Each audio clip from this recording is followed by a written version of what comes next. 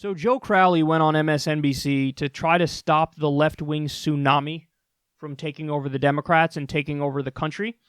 And he ended up downplaying Alexandria Ocasio-Cortez's victory over him. Check it out. Congressman, you were primaried by the Justice Democrats group and AOC, Alexandria Ocasio-Cortez. And the same group has taken a stance against one Democratic candidate for president. We're talking about Joe Biden here. So is there a problem here with guys named Joe?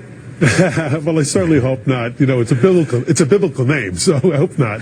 I think really, though, trying to compare what happened in my congressional race and my loss, and I say this with all humility, you know, I was defeated by Congresswoman Ocasio-Cortez, but it really was the replacement of one Democrat with another Democrat. And what we need to be focusing on is how we win the heartland of America, how we win in the Rust Belt, in the breadbasket of our country. Those interface districts where Democrats actually defeated Republicans to win back the House of Representatives. My loss, the loss of Mr. Capuano in Boston, and other losses in Democratic primaries didn't add a seat to the Democratic caucus victory in November. And I think that's what we need to focus on nationally as well. So to take a microcosm of my district and apply it nationally, I think would be foolhardy. But no. Okay, so yes. I was the fourth ranking Democrat in the entire country. I was in the conversation for being the next Democratic leader. You know, I've been in government for an incredibly long time. I raised a tremendous amount of money from Wall Street. I mean, what did he outraise Ocasio-Cortez? Was it like 10-1? Was it more than that? But don't take any lesson from that. That's an outlier. It's irrelevant. It's more to do because, you know, she's a woman of color, and I'm a white guy, and maybe that's the reason why she won in my district. It's got nothing to do with her ideas. It's got nothing to do with her strong populist message. It's got nothing to do with her being uncorrupted. No. Don't take any lessons away from it for the rest of the country.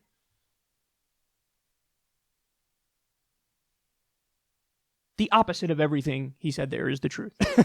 Needless to say. No, there are lessons. There are deep, important lessons there. For example, they think like, well, sure, in my incredibly left district in New York, you can run somebody who's far left like Alexandria Ocasio-Cortez, but try to do that in a district that's a swing district. Yes. Okay. How about the Rust Belt, which went for Donald Trump over Hillary Clinton? A centrist, the people who you think can win, like, oh, that's the way to go, centrism. Hillary lost the entire Rust Belt. Donald Trump won the Rust Belt. Well, what's going on there today? We just covered the story the other day. Bernie Sanders is winning by like 12 points in the Rust Belt states. All of the Rust Belt states, all of them, have Bernie up by double digits. And your argument is, don't take any lessons from this, please. No lessons.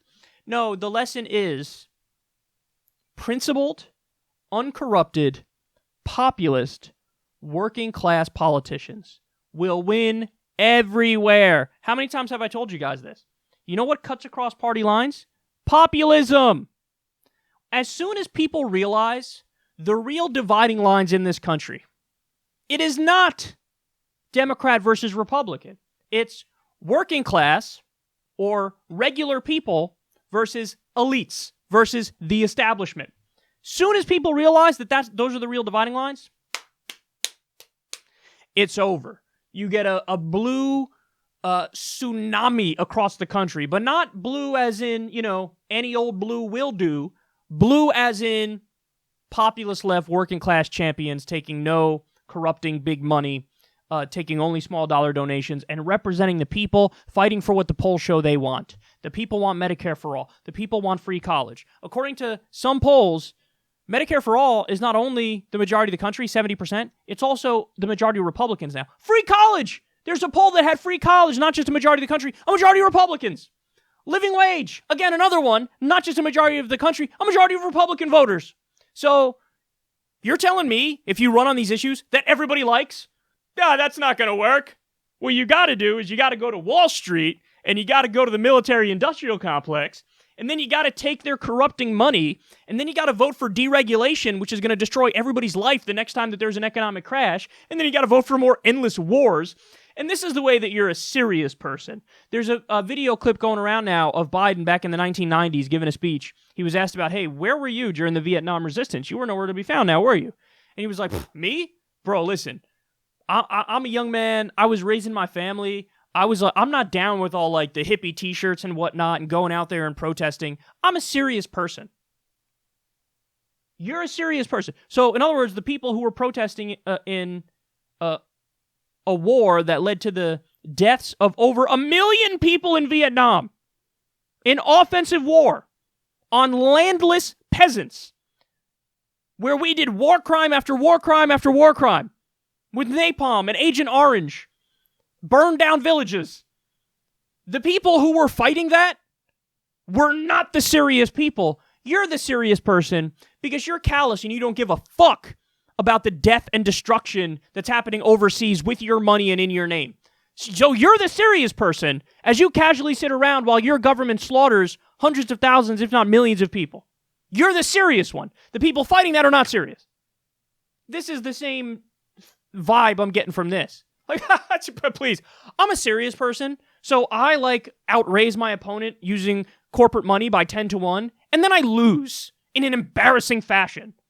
Every article, by the way, before Joe Crowley lost, Joe Crowley, basically a shoo-in for re-election. Sure, there's a 28-year-old incumbent, 28-year-old insurgent candidate trying to tap it. She's making a run, but yeah, it's all but guaranteed. That's what all the articles said. On the night Alexandria Ocasio-Cortez won, Joy Reid of MSNBC was like, ha ha ha, everybody in the progressive world is doing the crash course on who this person is now. Ha ha ha ha ha. Are you fucking kidding me? We had her on the show when she was campaigning, one of very few to do that. Jimmy Dore had her on his show, one of the very few to do that. She was on TYT repeatedly. Progressive new media, we all knew who she was. Lefties who are online knew who she was and were crystal clear about it.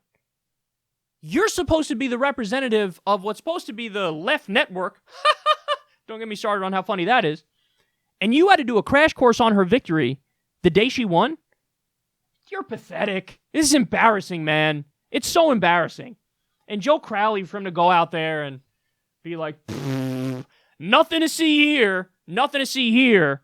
Just a dude who's been in Washington, D.C. forever, who's raised a tremendous amount of corporate money, who's sold out repeatedly, who outraised his opponent 10-1, and still got my ass handed to me on a silver platter because of the power of their ideas. Nothing to see here, bro. Move right along. The reality is this. There can be another dozen AOCs in the next election. You got to go watch the Netflix movie Knock Down the House. It's a documentary on specific Justice Democratic campaigns. AOC, Paula Jean Swearengin, Cori Bush, Amy Villela, they follow all of them.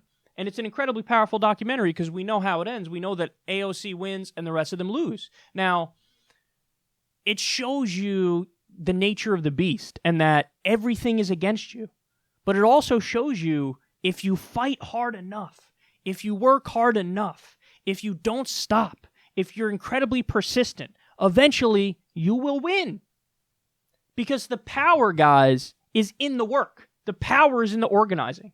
The power is keep moving, man. Keep moving. Just keep showing up. That's it. Keep showing up. Keep showing up. Keep showing up. Keep showing up. They can't deny you if you keep showing up. These pampered little Wall Street pricks with $1 zillion in the bank who can't wait to leave Washington and immediately become lobbyists, and that's exactly what Joe Crowley did, by the way. You think they're like fucking unbeatable? No, they're paper tigers, dude. The power of their ideas are this. Bupkis. Nothing. He doesn't believe in anything. So of course you could beat him if you care about the issues and you fight and you always show up and, you don't stop. So that's what we need to do moving forward. We need to learn that he's exactly wrong. There is every lesson to draw from his loss and AOC's victory. Now let's take that lesson and move forward. Because we need to repeat that over and over and over and over until we get a Congress that's actually representative of the people.